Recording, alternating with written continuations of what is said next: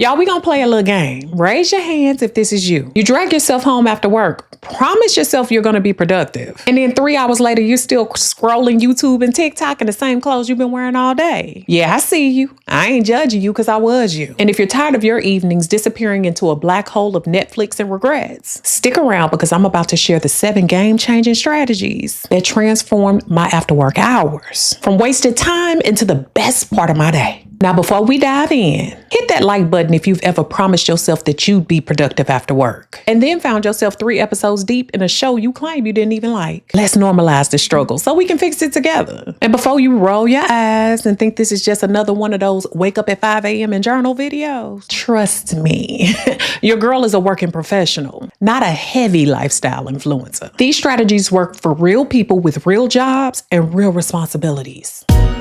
Drnina, the girl next door, beautiful brown baby doll. Now look, I'm not going to tell you to delete social media, start a side hustle, or even pretend like you don't have real human needs, like rest and connection. What I am going to do though, is show you how to stop feeling like your evenings are this weird purgatory between work exhaustion and bedtime anxiety. Because here's what nobody talks about. Your evening routine isn't just about productivity. It's about reclaiming your identity outside of your job title. And I'm excited about sponsoring part of today's video myself, because I have something that's going to make implementing these strategies even easier for you.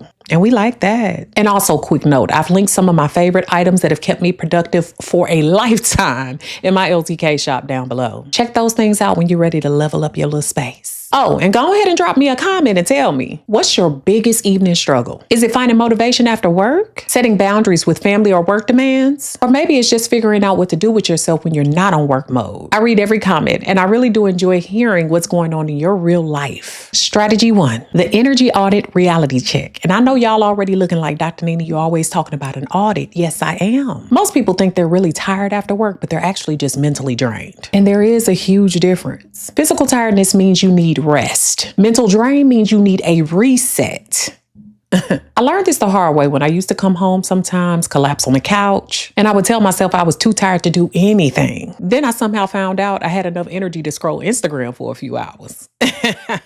Laughing but very serious. That's when it hit me. I wasn't physically exhausted. I was mentally fried. Here's how to figure out which one you are. When you get home, can you scroll social media for hours? Congratulations, you ain't actually tired. You're just mentally fried.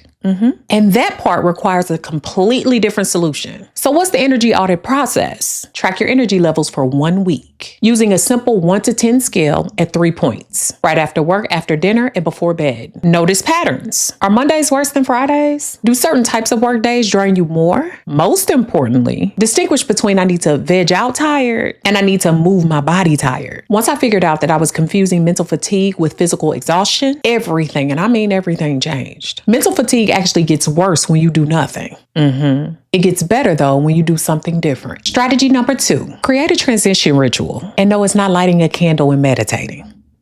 Look, I tried the whole mindful transition thing, and mindfulness is wonderful. But you know what happened to me? I mindfully transitioned into 3 hours of scrolling. So here's what actually worked. The 15-minute hard reset. Change your clothes immediately. Your work clothes are actually psychological handcuffs. Then do something physical for 5 minutes. Dance, do jumping jacks, clean something aggressively. Then tell someone about your day. Text a friend, call your mom, talk to your pet. And I'm serious about the pet thing. My work life is all over the place. Some days I'm professing at the university. Other days seeing clients or overseeing clients at the clinic. Sometimes I'm even traveling for conferences. And then there's those work from home days. But whether I'm walking in from campus or just closing my laptop in my home office, I have this ritual where I literally try to announce to my house, Dr. Nina is clocking out and regular Nina is clocking in. Even if I just say it to myself. It sounds ridiculous, but it signals to the brain that the workday is officially over. No matter where that work was happening. The magic isn't in the activities themselves. It's in creating the clear boundary between work you and the evening you. Now, speaking of creating boundaries between work and personal life, let me tell you about something that completely changed my approach to my career strategy. And I'm excited that today's video is being sponsored by strawberry.me. I was actually good at my career, successful even, but I had this constant need for validation from others with my work at one point. I was always second guessing myself, seeking approval, and honestly letting other people's opinions drive my professional decisions. And that was way more than they should have.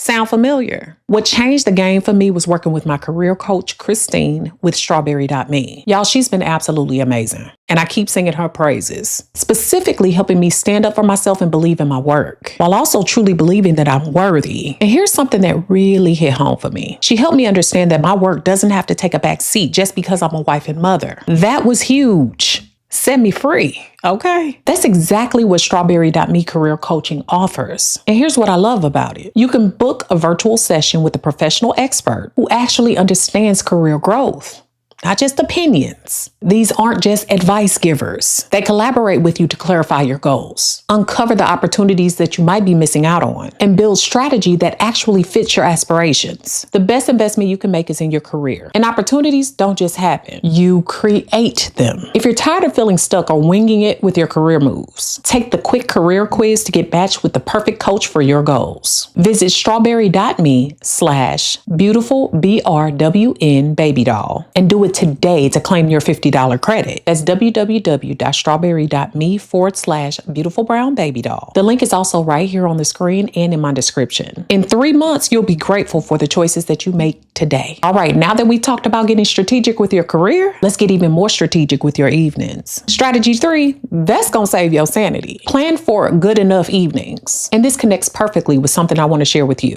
Here's where every other productivity guru usually misses me. They act like every evening should be a perfect self-improvement time. That's not life. That's Pinterest. Instead, I try to plan for 3 types of evenings. Reset evenings for getting organized, recharge evenings for pure restoration, and connect evenings for relationships and hobbies. The key, though, is deciding in advance. Now, I know some of y'all are thinking, this sounds great, Nina, but how do I actually stick to boundaries around my evening time? That's exactly why I created my boundary setting checklist. It's a comprehensive guide that walks you through setting boundaries in every area of your life, including protecting that personal time you got, even if it's a few minutes. This isn't just theory. It's a practical daily checklist with weekly reflection questions thousands of women have used to reclaim their evenings and their lives. I'll put the link in the description where you can grab your copy. Because honestly, y'all, boundaries are the foundation that make all these other strategies work. Trust me, you can have all the evening strategies in the world, but if you can't say no to that work email at 8 p.m. or that friend that always calls during your downtime, or heck, people even in your life that's constantly interrupting your downtime, you're still going to struggle. Strategy 4, that's setting phone boundaries that actually stick without relying on willpower. Every expert tells you to put your phone in another room, and I'm every expert, okay? I will tell you to do that too, because at some points it does work, but at some points that's cool and all. But have you met anxiety? Because I have. Have you met the reality of being a functioning adult who sometimes needs to be reachable? Instead, sometimes I use something I call productive phone prep. Before I sit down to relax, I actually take the 10 minutes it might take to close all the apps, put the phone on Do Not Disturb except for emergencies, and open something intentional, maybe a meditation app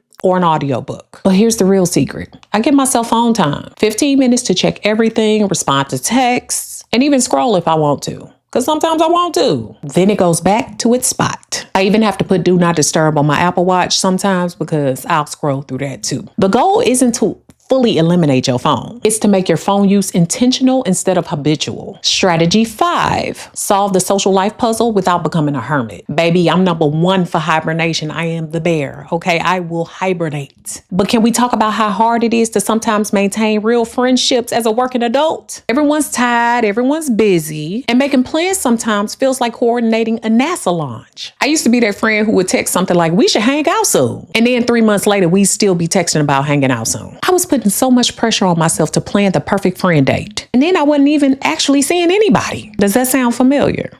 Click like if it does. So the social life system, the standing date. Pick one thing, one day, one time. Same friend group, same activity, same time every week or month. When I first had Hunter, I was going to a mother's group. I did that for 7 months. It gave me somewhere to be and to have some good interactions with adults as well. Then there's the piggyback plan. Attach social things to things you're already doing. Grocery shopping with a friend. Walking meetings. The low pressure invite. I'm making dinner anyway, you want to come over? It's so much better than trying to plan the perfect hangout. Stop trying to be the perfect friend and just focus on being the consistent friend, okay? Even if you have to have scheduled check-ins, scheduled text messages, or voice notes. it works. Strategy 6, use your evening brain for what it's actually good at. Your evening brain is actually different from your morning brain, and that's not a bug. It's a feature. I used to beat myself up because I couldn't focus on my detailed work tasks in the evening. Then I realized some of my most creative work ideas come when I'm tired because my inner perfectionist is too exhausted to criticize everything. Now I keep a notebook by my couch or my planner or whatever it is in order to document the what if moments. And honestly, some of my best thinking happens when I'm walking on my walking pad in the evenings or just taking a walk. There's something about that gentle movement that just gets the ideas flowing. So the evening brain superpowers. Creative thinking. When you're tired, your inner critic is tired too. Planning and organizing. Your evening brain is great at seeing the big picture, learning new things. Your relaxed evening state is perfect for absorbing the information you need. I do my best writing in the evening because my perfectionist brain is just too tired and it's definitely not going to interfere. Work with your natural rhythms and not against them. Strategy 7 is to set yourself up for sleep success, starting a few hours before bedtime. So there's an evening setup system that you can try. It's not always perfect and it doesn't always work for me, but I know it works, right? 3 hours before bed,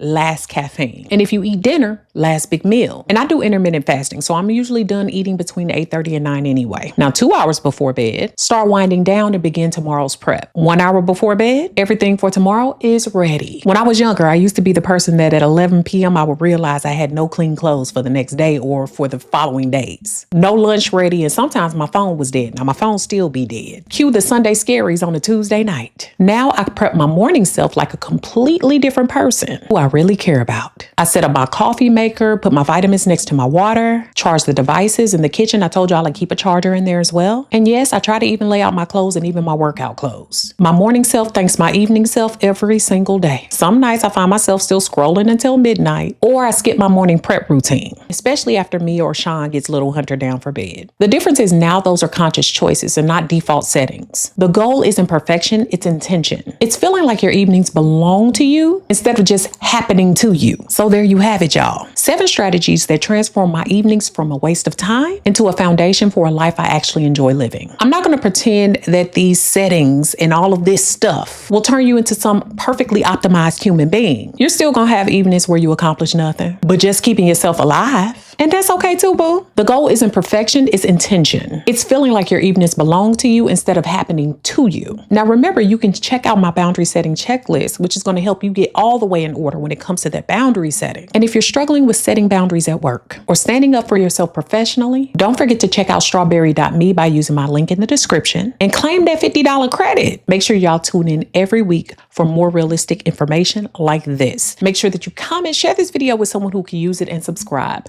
Thanks so much for watching, y'all. Beautiful brown baby doll. Peace.